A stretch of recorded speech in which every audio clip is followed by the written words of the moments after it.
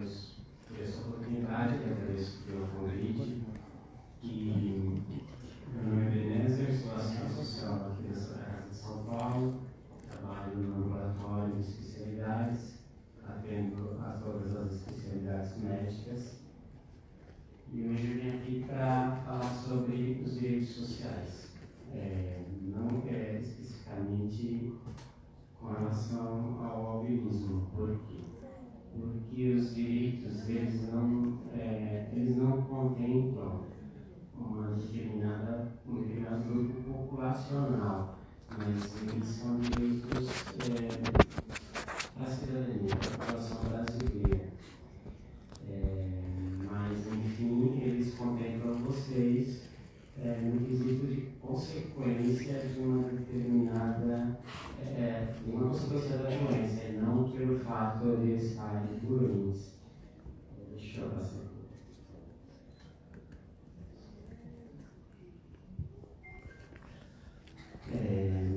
Então, assim, eu acho que o que eu vou falar, eu acho que já é de conhecimento de vocês, creio que seja, mas o vago conhecimento que eu possa ter sobre o assunto, eu vou tentar passar aqui. Vocês, por favor, se vocês considerarem algum teste naquilo que eu mencionar, vocês podem colocar isso à disposição. E também vim aqui também para aprender com vocês, mais aprender do que passar as informações. É bom salientar também que isso é uma coisa que vocês já sabem muito. Esses direitos eles são adquiridos através da história, não é? Não é nenhum benefício, não é nenhuma benéfica do Estado. São adquiridos através da consciência política, né, de uma determinada população, um determinado grupo populacional, à custa de muito sacrifício, de muito suor, de muito entendimento. Então, não é nenhum benefício assentado gratuitamente. Né? Eu acho que vocês com certeza sabem muito bem.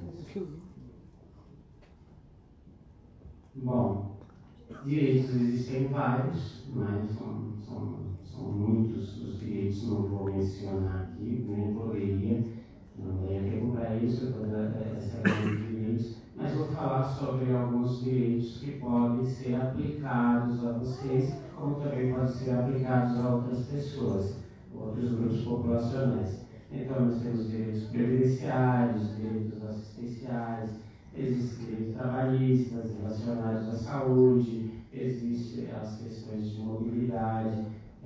Vou trazer apenas alguns aqui para que nós possamos conversar.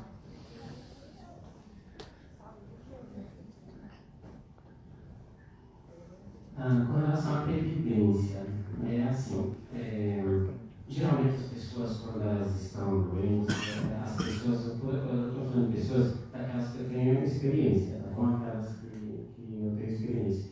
Elas vão até a sala e pedem orientações sobre os seus direitos. Geralmente elas pedem orientações sobre auxílio-doença. Elas chegam e estão com um determinado problema de saúde e falam: eu quero receber auxílio-doença.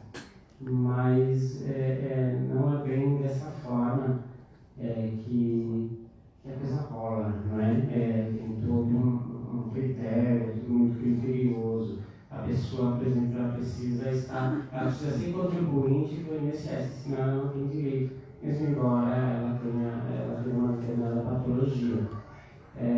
Bom, enfim, ela precisa estar contribuindo para o INSS, ela precisa, através do trabalho dela, através, né, se ela for registrada em carteira, se ela não for, ela sendo uma contribuinte, né, individual, ela também pode ter esse direito. Não sendo contribuinte individual, ela pode ser uma microempreendedora, que também tem direito ao auxílio-doença, mas de qualquer forma ela precisa estar contribuindo. Outras situações em que a pessoa chega no serviço social e fala: eu quero me aposentar, eu tenho uma determinada doença e eu quero me aposentar. Assim, também ela não tem esse direito, infelizmente. Ela precisa também, para ela ter uma aposentadoria por contribuinte do INSS. Ela precisa estar ali, né, sendo recolhido essa contribuição do INSS. Agora, é assim, ela pode sim ter uma aposentadoria, mas depois que ela recebeu o seu auxílio-doença, ela não vai direto. É muito raro assim a pessoa ir direto para a aposentadoria. Primeiro, ela precisa estar recebendo o auxílio-doença. Então, geralmente, às vezes as pessoas ficam 2, 3, 4, 5 anos para poder o gestor determinar se ela vai entrar com a aposentadoria ou não para essa pessoa. Então, primeiro ela precisa estar recebendo o auxílio-doença. Bom, o auxílio-doença funciona mais ou menos assim. Se você for demitido de uma empresa, você ainda tem 24 meses que você ainda pode receber o seu auxílio-doença. E se você pedir sua demissão, você ainda tem 12 meses que você pode receber o auxílio-doença. Agora, se você deixou de contribuir, né, você saiu da empresa e deixou de contribuir com o auxílio-doença por uns 2 anos, você perde esse direito ao auxílio-doença. Você tem que voltar a contribuir, ter aí um prazo de 12 meses para novamente você usufruir do auxílio-doença. Outra questão que se coloca é assim, você tem uma determinada doença, uma determinada patologia, entra numa empresa e a empresa não vai cumprir para você o auxílio-doença em razão de você já ter entrado na empresa com aquela doença, mas em função da consequência que você vai ter depois daquela doença já estando dentro da empresa. É somente eu vou dar um jeito aqui que tá.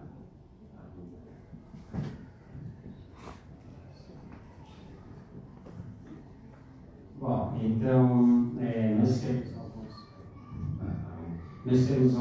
esses condicionantes com relação ao auxílio-doença.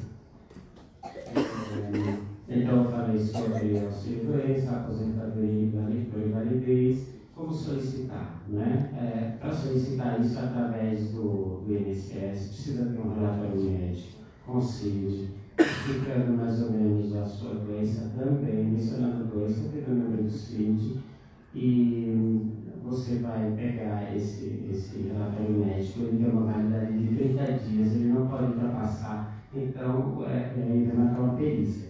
Só que assim, chegou no 31º dia, a perícia é hoje, o relatório não serve mais. Você tem que voltar e pedir um novo relatório médico ou remarcar a sua perícia. Então, o relatório é válido 30 dias, ele decide. É bom que ele seja muito específico, porque o INSS nega. O INSS nega mesmo se o relatório não estiver bem redigido, isso é muito importante. Você solicita hoje através do canal de atendimento 35 ou se você tiver um aplicativo no INSS também pode solicitar pelo INSS. Essa aposentadoria por tempo de contribuição acho que não se aplica aqui, nós devemos conversar sobre ela, mas enfim, você precisa aí ter pelo menos 12 anos de contribuição e mais a sua idade também, né, mais ou menos 65 anos no caso de anos para poder se aposentar. Mas o que acontece? Se você não trabalha, você não tem auxílio-doença, você não paga o carnê individual, você não é um microempreendedor. O microempreendedor é aquele que tem uma empresa mais ou menos com até 81 mil reais anuais.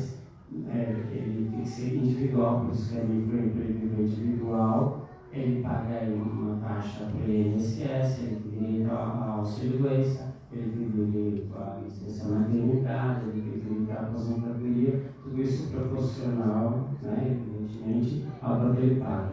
Mas você não tem nada disso. Você pode procurar requerer o BPC-LOAS.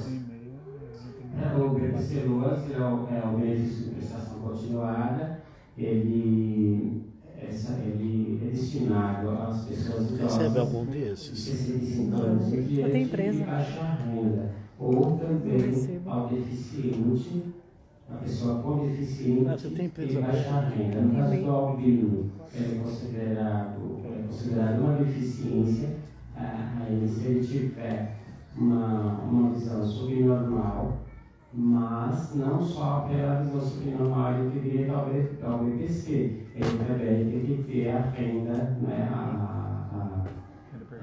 a renda tem que estar dentro dos critérios. E qual é esse critério de renda? Por volta mais ou menos, ele tem que ter uma renda per capita em torno de R$ 330 por pessoa. Ou seja, você pega a renda da família, você divide ela pela quantidade de pessoas que tem naquela família, se der um valor mais ou menos equivalente a R$ 330, então você pode requerer o benefício do BPC-LOAS.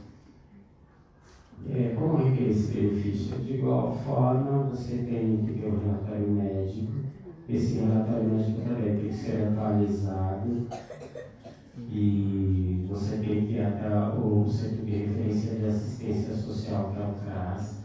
Você vai lá, você também vai fazer o seu cadastro único, junto com o seu cadastro único, que é feito no CRAS. Hoje eles estão fazendo pela Prefeitura, através do Descomplica, mas junto com esse cadastro único, junto com o relatório médico, você marca uma perícia e solicita o BPC-LOAS. Se você já tem, por exemplo, Bolsa Família, você pode reverter, que é um benefício de um valor menor. O Bolsa Família em torno de R$ 600, o BPC em torno de um salário mínimo. Então, se você já tem o Bolsa Família, você pode pedir para reverter o Bolsa Família para o BPC. Isso daí é feito através do perito também do INSS. Você pode ficar com os dois? Não. Estou perguntando. Não pode. Você não pode ter dois benefícios aí assistenciais, um inválido do outro. Sei lá, se puder, eu quero. Se puder ser bom. Não, sim, essa pergunta ela é válida, porque muita gente faz essa pergunta. Porque não sabe, né? Isso realmente é muito válido. Você pode procurar reverter o valor, mas não pode ficar com os dois benefícios. Mas é muito bom ter colocado isso, porque isso realmente as pessoas perguntam bastante lá para a gente. Bom, vamos para o próximo item. Então, nós falamos sobre a questão de renda, né, direitos ali com base em renda. Agora, tem outros tipos de direitos que as pessoas procuram. Porque geralmente as pessoas vão ao serviço social e elas já pedem todos os seus direitos e elas vão procurando explicar para as pessoas, dar essas orientações, mais ou menos aquilo de que elas têm direito. O bilhete especial também, as pessoas têm direito, ele é o DSP-Trans, ele dá direito à condução gratuita dentro do município de São Paulo e pela rede metroviária e ferroviária, ou seja, se você mora em Francisco Morato, até mesmo em Jundiaí, dá para você usar esse bilhete especial SP-Trans. Ele tem um critério, né? O critério é o CID da pessoa, então vamos com todos os CIDs que dão direito ao bilhete especial. O caso da pessoa albina relacionado à baixa visão, ela tem direito sim a esse bilhete especial. Como conseguir esse bilhete? Através do formulário que é impresso, que você consegue impresso a gente também consegue cadastrar o paciente no serviço social, a gente cadastra ali na hora do SP-Trans, tira o formulário para o paciente, ou a gente... Cada estado é O bilhete especial é aqui, é nosso, é da prefeitura. Não, cada município é uma regra. Cada prefeitura é uma regra. Exato. Tá? Eu estou focando aqui para a gente, mas exatamente, né? Isso depende muito da cada município, de cada município. Então, aqui, voltando, mas com certeza, né, né? Podem ter políticas similares. Parecida, né? Certeza sim. Mas é importante salientar que não é para todo mundo, não é para toda a patologia. Tem muita gente que chega lá e não consegue, no caso de do albinismo, por exemplo, para as pessoas de baixa visão, sim, há essa possibilidade. Tem também o bilhete da MTU, que é o COP, que é a isenção municipal. Ele serve para a gratuidade do transporte público intermunicipal. Então, se você mora em Guarulhos, se você mora em outras cidades do interior, você tem direito a esse bilhete intermunicipal, mas também tem um critério aí de patologia, tem critério de CID, também se aplica a pessoal também com baixa visão. Esse intermunicipal especial não pode trabalhar. Se trabalha, não tem direito. Ah, é? Não aqui pra gente, entendeu? Muitos pacientes trabalham que quer esse bilhete. Mudou então. Geralmente o pessoal trabalha que ele está relacionado mais à patologia, mais à doença, à consequência da doença, e não à renda, tá? Como os outros. Agora, aqui, por exemplo, o passe livre, aí ele está condicionado à renda e mais ao problema de saúde que a pessoa tenha. O passe livre, sim, você tem que ter aí uma renda per capita também para ter direito a esse benefício, né, de mais ou menos um salário mínimo, e tem também a deficiência. O passe livre ele dá direito a viagens pelos estados brasileiros. Isso aí não é no caso municipal, Não, essa é estadual. Nós temos o municipal, que é do SP3. Passe livre é entre estados. Municipal, que é o IPU. E nós temos o passe livre, que é interestadual. É federal isso. Federal. Esse é uma lei federal. Esse é uma lei federal. Você pode viajar pelo Brasil, entendeu? Você pode viajar por ônibus, trem, fluvial, barco, essas coisas. Mas tem condicionantes, né? Tem condicionalidades também, como todos os outros, tá bom? Mas esse é federal. Talvez federal você não anda no município. Você não consegue. Você não consegue. Federal você anda no município, você anda pelos estados. Você não consegue andar no município. Não consegue andar no município. No município você vai usar aí o intermunicipal ou você vai usar o DSP3 regional. O regional, exatamente. O outro você anda pelos estados. E você pode ter direito a acompanhantes. Mas para você ter direito a acompanhantes, você tem que ter um relatório médico. Você não é incapaz, né, de andar só. Exato. Você tem que ter uma menção no relatório médico que você necessita de acompanhante. Então os bilhetes também dão direito a acompanhante, desde que o médico venha a salientar isso. E você tem o TFD, que é o tratamento fora de domicílio. Então, digamos que uma pessoa mora em um município tal e precisa de um atendimento médico que não tem naquele município. Então, essa pessoa tem direito ao TFD. O TFD, então, ele cobre passagem aérea para essa pessoa, para esse paciente. Além da passagem aérea, ele cobra uma ajuda de custo também para essa pessoa, para alimentação e habitação. Só que assim, veja, quando eles cobram passagem aérea, mas também tem que ter menção ali de um profissional médico de que aquele paciente precisa fazer uso desse meio de transporte. E com relação à ajuda de custo, isso depende muito de cada estado, da verba que é dada a cada estado. Então, não é o mesmo valor para cada município, né, e para cada estado. Isso depende muito de verba. Por exemplo, o que acontece, por exemplo, eu me trato aqui em São Paulo e moro no interior. Eu tenho passe municipal lá na minha região, mas com esse federal que eu também tenho, eu não consigo sair da minha cidade e vir para São Paulo com o mesmo estado. Isso que é uma grande dificuldade, né? Você não consegue andar dentro do estado. Deu para entender? Mas você tem a gratuidade municipal, não tem? Mas não serve lá. Não, mas É ele é interior de São Paulo. É, interior. E o passe de Você estadual entendeu? é do estado. Você fica meio... Tem que sair do estado. Então, o senhor, assim, ao seu exemplo, você mora no interior, né? Isso. Isso. E o seu tratamento é em São Paulo. Eu tenho o interestadual, que é, por exemplo, sair do estado para o outro. E o municipal, que é na minha região. Mas eu não tenho um que eu possa sair de Mococa e vir para São Paulo.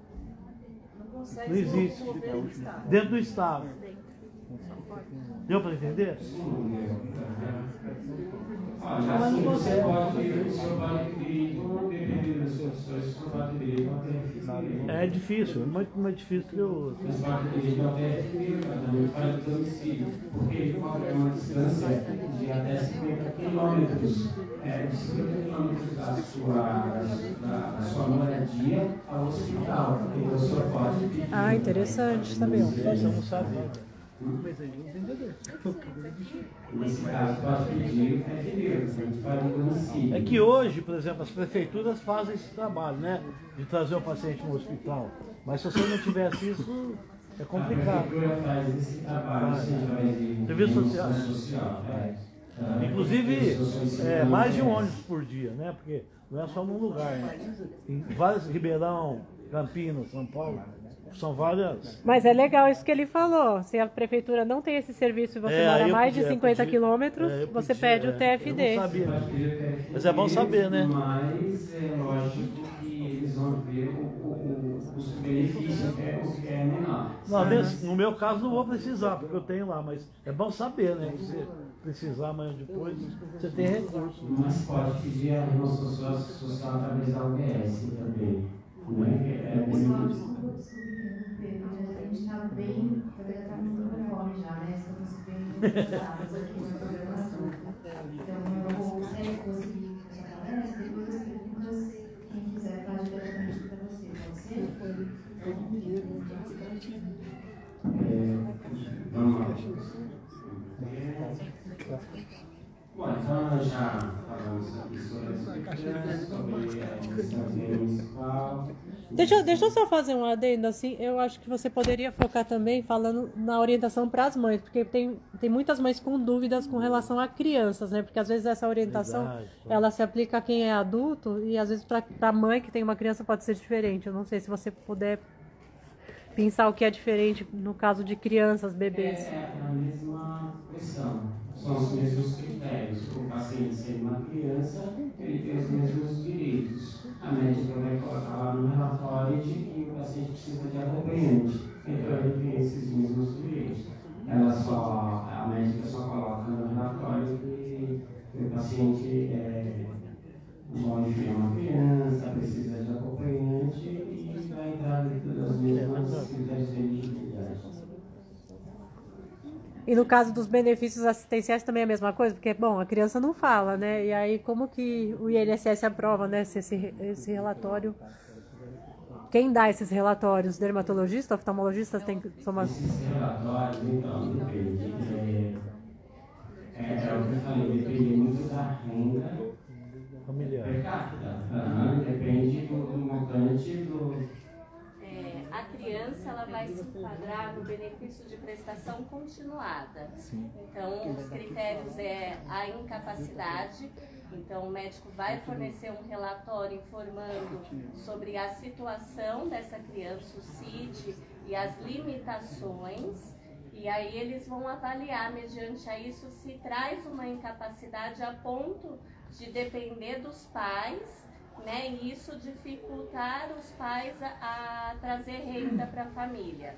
Então essa é a avaliação em relação à incapacidade. E aí o critério renda é dentro do que o Ebenezer falou, que é aquela divisão. Isso. E aliás, isso também tem que ser uma doença quando nasce. Sempre, como é que chama? Por exemplo, a pessoa nasceu cega. Congênita. Né? Não necessariamente. O que eles vão avaliar é o quanto isso traz de limitação e de dependência de outros. Obrigada. Agora, para a questão da previdência, aí a criança não se enquadra por conta da questão da contribuição mesmo, né? Vai ter que ser por Então invalidez. seria só o benefício de prestação continuada, que não é uma aposentadoria, é um benefício assistencial que ele é revisto a cada 2 anos para ver se permanece a mesma situação de incapacidade de renda. E geralmente as pessoas elas acham que receber o BPC Já está resolvido. já está resolvido, já é uma aposentadoria, não é. Normalmente é um benefício essencial de não previdenciário. Não dá direito à aposentadoria, não dá direito a 13º. Tá? É um benefício essencial que pode ser revogado depois também. Mas aí acho que como a doutora Carolina falou por conta do tempo, só reforçar que a gente presta esse atendimento no Conde de Lara, né? E que a gente está à disposição de vocês justamente para avaliar caso a caso quais são os benefícios que cada um pode de repente se enquadrar. Esse atendimento é somente Conde de Lara está dentro da Santa Casa. São pacientes da Santa Casa, né? Tem que ter esse vínculo. Não tem problema. Pode. Gente, ó, quem quiser essa consultoria especializada, individual, personalizada, no laboratório a gente faz um encaminhamento. Já peguei. De dermato, e o encaminhamento da assistência social. Eles analisam cada caso e fazem as recomendações de acordo com cada caso. Gente, uma dúvida, eu vou ver a polícia que está ali? Roberto? Não sei. Ou não? Ele não falou nada também. Acho que não, ele não. Não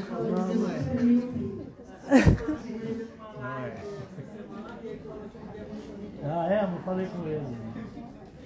Então, ótimo. Então, Desculpa causar, gente. Parei. Não, mas é uma difícil, né? Para acreditar, para aprender, eu acho que. Tem muita mãe, né? Perguntando, né? Por isso que eu estou tentando acreditar, porque eu estava aprendendo com vocês também. Agora, para terminar duas questões, protetor solar. Nós começamos com a defensoria pública e assim. Existe um convênio da Defensoria Pública com a Prefeitura, nesse caso com a Prefeitura de São Paulo, para protetor solar. Então, se a pessoa vai até a Defensoria Pública solicitar um protetor solar, ela tem esse pedido, se, por exemplo, ela foi encaminhada por uma UBS. No caso da Santa Casa de São Paulo, é um hospital filantrópico, ou de outros hospitais que são estaduais, não existe esse convênio, pelo menos essa informação que o pessoal da Defensoria Pública nos passou, não existe esse convênio com a Defensoria Pública. Então, eles disseram que só através de ação judicial. Ou seja, a pessoa vai até a Defensoria, com o relatório médico, comprovando a necessidade de protetor solar, e eles entram com a ação judicial. Evidentemente, isso tem uma série de documentação que eles vão pedir, né?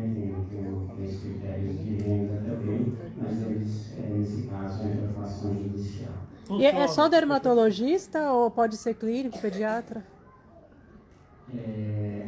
Pode ser outras especialidades, sim. Pode ser outras. Você fala, não a questão do protetor solar, né? Mas de outros insumos, outros materiais. Não, do relatório médico. Tem quem que faz o relatório? Porque às vezes a mãe, uma criança, sei lá, às vezes marcar com o dermatologista demora. O ideal é que seja o especialista. Dermatologista. Eles exigem dermatologista e outra, que seja um médico do SUS. Isso, Duas porque coisas precisa justificar a necessidade do uso, né? Inclusive em relação à quantidade. Eu consegui ideal. assim, no jurídico. Eu consegui O senhor conseguiu pela defensoria? Eu fui na promotoria, levei relatório médico. Não precisa nem de entrar na justiça. O próprio promotor já acionou a saúde e eu recebo um tubo por semana. São 4 por mês, né? Você recebe continuamente ou tem que... Não, continuamente. Que bom. Inclusive, quando o juiz deu a sentença, que era para me dar o bloqueador que estava na receita. Porque você chega lá, não tenho os 50, só tenho 20. Ele deixa bem claro que é para me dar o que está na receita. Eu sempre levo os 50, 60. Né? Desculpa. Por isso que precisa ser o especialista Sim, em dermatologista. Eu levei um relatório daqui e eu... Conseguiram. Mas tem que renovar cada 2 anos. E é todo um processo para renovar, então nós tivemos O que eles pedem é para que coloque o uso contínuo, eu né? falo. Mas é uma questão que também depende da avaliação do juiz. O meu é uso Para cada contínuo. juiz ele determina de uma forma, mas é importante colocar a necessidade do uso contínuo. Não, põe lá. Geralmente a gente coloca, mas parece que, não sei se você falou aqui, e eu com a minha miopia, não enxergo quase nada. Mas eles tiveram essa questão, que eles ficavam mais tempo sem receber do que recebendo. Porque quando acabava, tinha que entrar, demorava meses para sair, mas talvez tenha sido esse caso particular pela determinação do juiz local, né? Depende muito da avaliação que o juiz faz, da forma como ele determina a dispensação. Já aconteceu uma vez de eu ir buscar e não ter, entendeu? Aí me falaram, olha, vem amanhã. Aí eu volto no outro dia e já estava lá. Que bom. Na questão, eles pediram critério de renda para o senhor? Eu mostrei tudo depois. Tudo. Inclusive eu cheguei a trazer, que me sobra às vezes, né? Eu distribuo aqui às vezes. Para ir na Defensoria Pública tem a ver o critério de renda. Bom, eu vou Tá, terminar gente? só para finalizar agora essa questão do óculos, né? Isso é assim, muito delicado, porque Isso é importante. você não tem, assim, pelo menos dentro do que nós pesquisamos, um local onde você possa recolher esse material. Algumas instituições elas mandam para o CRAS, mandam fazer o pedido no setor de assistência social no CRAS. Mas mesmo o CRAS também, eles têm, eles acham que eles não têm orçamento direcionado para isso. Né? Há uma possibilidade aqui através do FGTS, não é? O tempo de serviço, mas isso fica condicionado a quem tem o FGTS e também fica condicionado ao valor que você tem no FGTS. É lógico, né? Geralmente você tem no FGTS, você vai ter esse valor para dispor desse material. Só que tem que lembrar de uma coisa, se você faz isso para baixa visão, então você tem que estar dentro do critério isso, baixa visão, não é apenas você ter uma deficiência. Está dentro daquele quadro. Tem que estar dentro da medida do que eles. Aliás, é caríssimo, né? Essas lentes nossas, tudo Sim, eles também disponibilizam o valor para a lente também. Só tem que lembrar uma coisa, se você faz uso desse serviço, você vai ficar 2 anos sem poder fazer uso do FGTS. Então, não sabia. Isso é uma coisa perigosa, porque você faz uso do FGTS hoje. Você é demitido, você não pode. Você não recebe. Você só recebe depois de passar esse prazo de 2 anos. E você vai financiar um imóvel. Você fez.